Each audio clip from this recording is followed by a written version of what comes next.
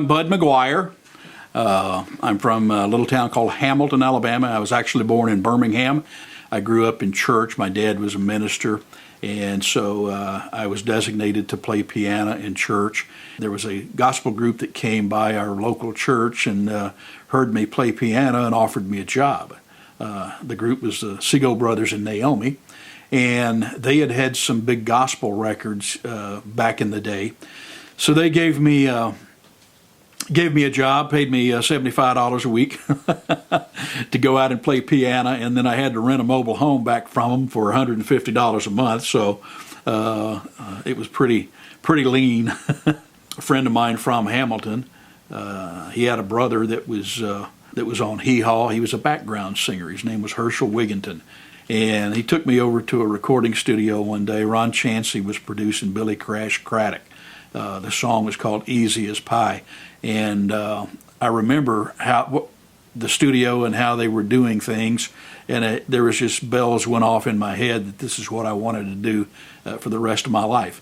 And that song that they recorded that day wound up being a #1 record. So when I saw the ascension of that and all the things that went on around that, then I decided that's where I wanted to get my college education.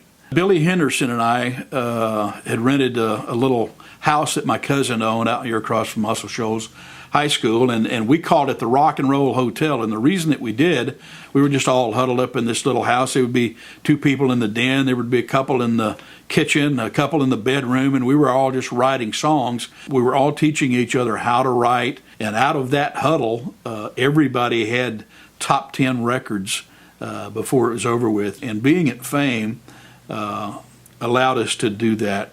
Rick All always had an open door policy. If you wanted to learn, if you wanted to spend the time, learning how to do it, he had an open door and would let us come and do it. Even gave us studio keys to go into Studio B, and we were in there sometimes at night. My first cut was a song that Rick produced on Jerry Reed, a song called Man with a Golden Thumb.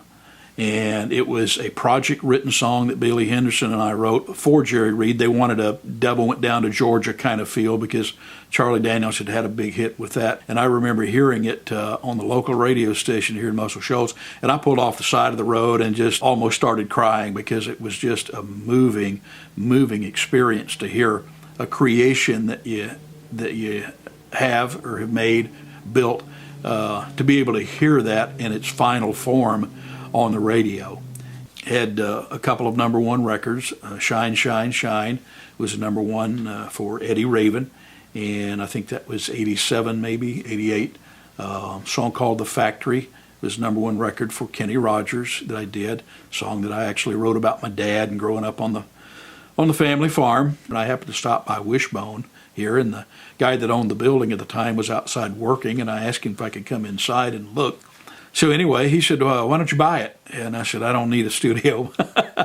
But anyway, we exchanged numbers, and he called 2 or 3 times, and he said, I'll make you a good price on it. And so one thing led to another, and I wound up buying the studio and moving back here. And, of course, we had to renovate it once we got back, but we restored it back to its glory days. In the mid-'90s, when my songwriting career began to slow down, I started developing publishing companies. My brother and I and Marty and Steve Cropper originally formed a publishing company, and then Mike and I later bought the other partners out. And so we've had some success with the publishing along the way. But I also started developing a jingle company. The company became one of the top 10 nationally recognized jingle companies, and we still are out there doing that today. And so that's a big reason that we have the studio here.